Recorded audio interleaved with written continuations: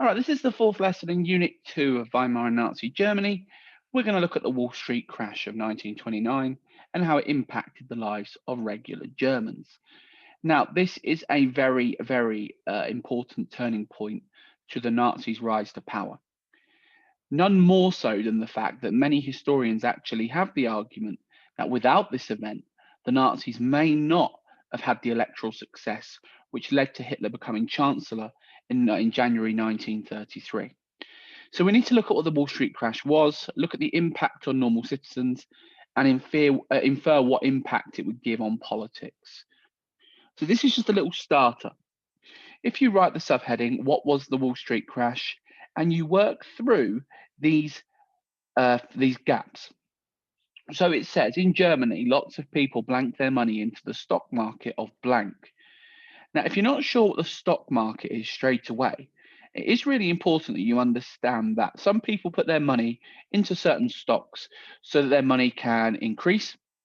Now, the problem with the stock market is it is a risk. So say, for example, you put money into a business and that business does very well, then your stocks go up and you can sell them and make profit.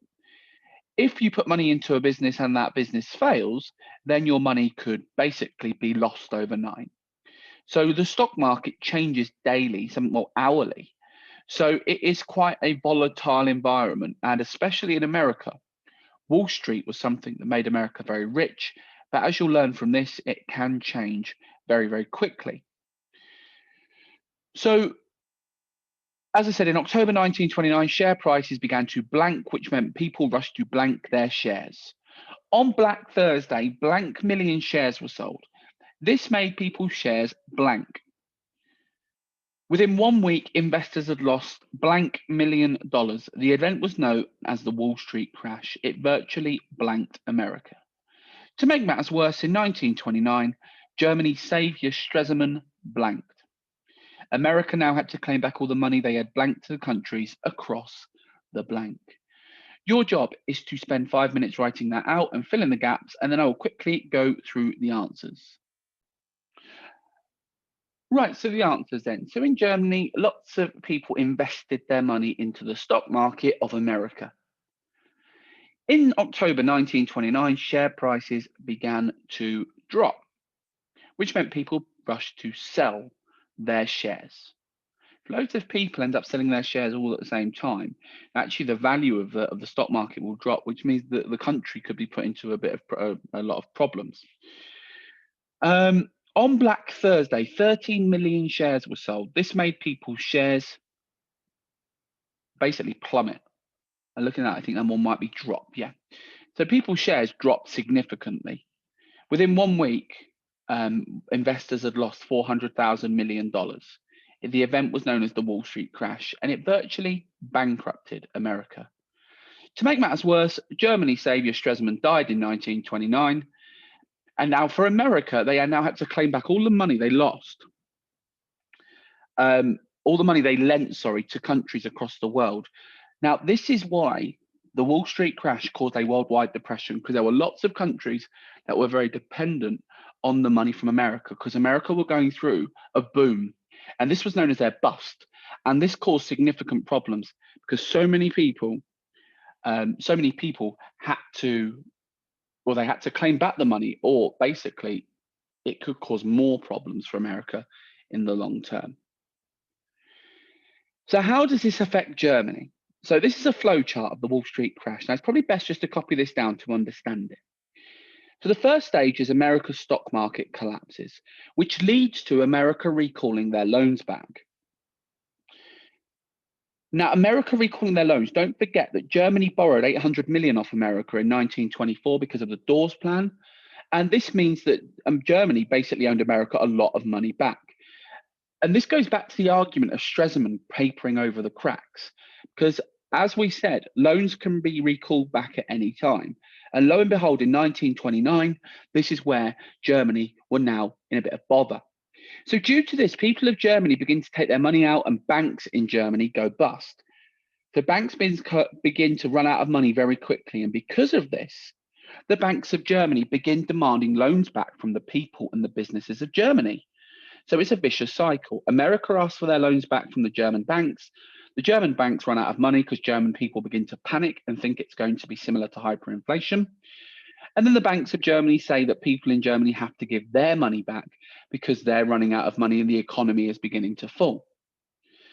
Well, as a result of this, places like factories become less busy and production drops by 40%. They're not making as much because people in Germany do not require as many goods, but also the countries that Germany trade with don't require as much items because they're struggling as well.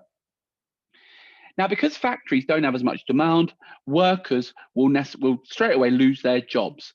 And by 1933, roughly 6 million people are unemployed in Germany.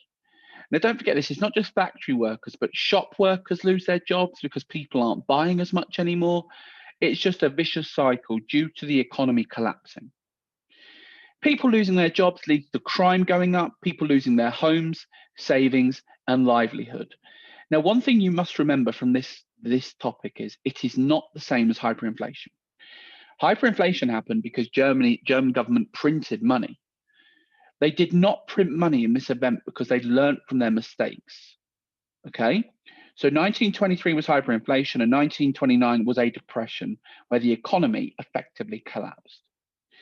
The government did respond very poorly. The Weimar government responded poorly by cutting taxes, raising taxes, cutting unemployment benefits, and it leads to people looking at parties like the Nazis as a savior. So this is a rough flowchart about how the Wall Street crash benefited parties like the Nazis because the economy had collapsed, which means people were looking for alternatives because the government responded so poorly. So you need to have an understanding about how the Wall Street crash impacted so many people. Now, for the exam, my advice would be you'd need to know 3 of these. So I'm going to put some information on the next slide. If you write down these groups of people and these 3 lines in between: unemployed, savers, workers, homeless, farmers, businessmen, and young people.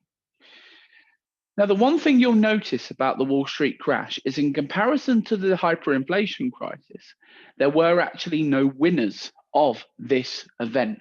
It was more everyone lost, whereas hyperinflation, there were some winners. For example, foreigners, people who had loans, even workers to a degree because they were still being paid. So I'm going to put the information on, go through it. Remember, you're going to write three facts roughly about how it impacted them, and then you're going to write a pure paragraph explaining how the Wall Street crash impacted the people of Germany.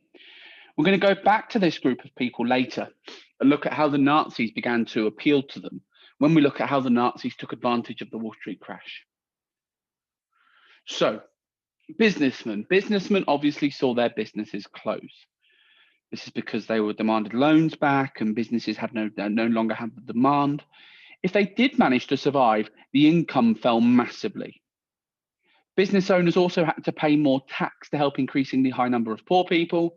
So businessmen really did struggle. They didn't have the demand for their goods, therefore their supply dropped significantly. Young people were another group that really suffered during this depression. Over half of all Germans between the age of 16 to 30 were unemployed. 60% of university graduates could not get a job. This meant a lot of people turned to crime to survive. And as you'll see in the bottom one, a 24% increase in thefts in Berlin alone. So people did turn to crime to be able to survive. Farmers, obviously their work depends on demand. And because they had no demand, they had to put their prices up. Okay. Farmers' prices had been falling since 1925, but because they fell into debt, their prices had to go back up. They couldn't make much money during this period, and their production had dropped. So farmers fell into a huge amount of debt. Factory workers, 40% were unemployed by 1932, and at the same time, the government cut unemployment benefit by about 60% to save money. At this time, the unemployed lived in times of extreme poverty, and we're going to look at some sources in a minute to see just how severe that poverty was. You then also had savers. Now, some people invested all of their savings in America. Well, obviously, America's stock market had collapsed. If savers did become unemployed, then they had no money to fall back on. So they were seriously impacted, especially if they were one of those people to lose their jobs. The homeless, there was a huge number of homeless people in Germany because many of them could not afford to pay their rent. Shanty towns began to spring up. So shanty towns are like sort of slum towns where many people were living out of their suitcases. They didn't really have a roof over their head that was going to keep them healthy. A lot of people wandered the streets looking for work or food on a daily basis.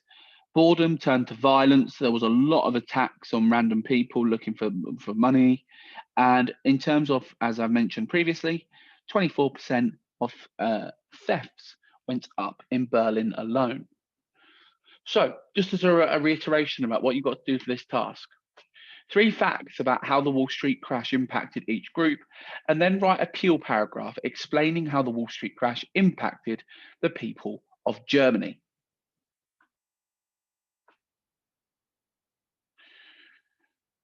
Now, the last task, what was life like in the Depression? So you need to create a spider diagram with the title, What Was Life Like for Germans During the Depression, 1929 to 1932? And for each of the following sources, write down what life was like during this period. Just as a reminder, the Depression and hyperinflation are two totally different things. This is one of the most common mistakes that people make in the exam. It happened in the first year of the GCSE. There was a source about hyperinflation, and some people talked about the Wall Street crash.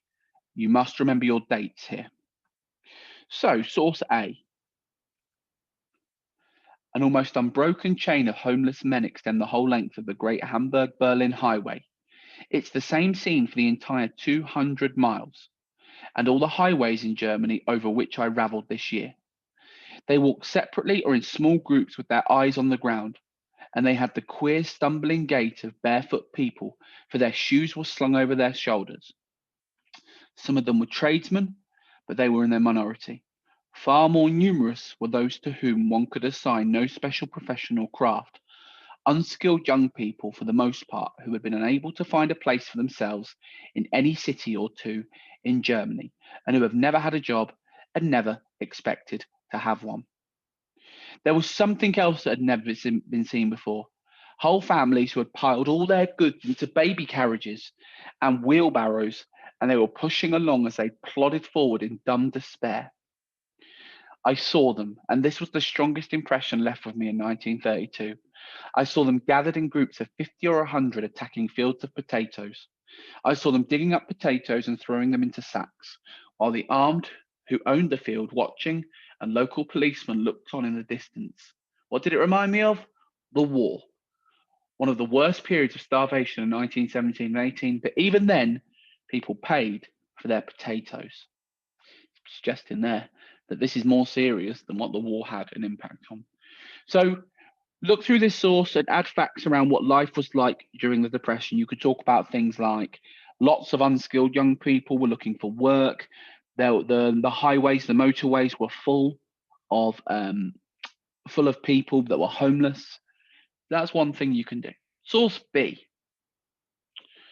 Picture of a soup kitchen being run by the Nazis. And then source C. Now, if you're not sure what a lodging house is where people who are homeless will stay. So they'd have to wait the night before to see if there's a place in the lodging house. And this says, long lines of men were leaning against the wooden walls, waiting in silence and staring. Heavy steam rose from the men's clothes. Some of them sat down on the floor, pulled off their shoes, and unwound their rags that bound their feet. More people were constantly pouring into the door, and we stood closely packed together. The lodging house means waiting, waiting, and standing around. We arrange ourselves into long lines, each leading up to an official. The man wants to know when and where you were born, where have you come from, name of your parents, ever been in a lodging house, where have you spent the last 3 nights, where did you work last, have you ever begged? 8 out of 10 men that were waiting for the lodging houses were young fellows, and a third of these were boys. I'd been given a night's sleep and food in the lodging house. The bare walls of the room were entered and lined with iron bedsteads. There are no windows, but a sloping roof with skylights that reminds me of a factory. They did not make it easy for you to get supper and a bed in a lodging house. So, That's what you need to consider in terms of the depression. Now, if you have a look at this, it's the last thing from the lesson. What can you infer about the source, about the political impact of the depression? If you look at the Nazis' vote in 28, they had 12 seats. By the end of the depression period, 230. Social Democrats, who mainly formed most of the Weimar Republic, had 152 in 1928. They were down to 133 by 1932. Key thing here is look what happens to the Nazi Party. In the next lesson, we're going to be looking at how the Nazis took advantage of the Depression.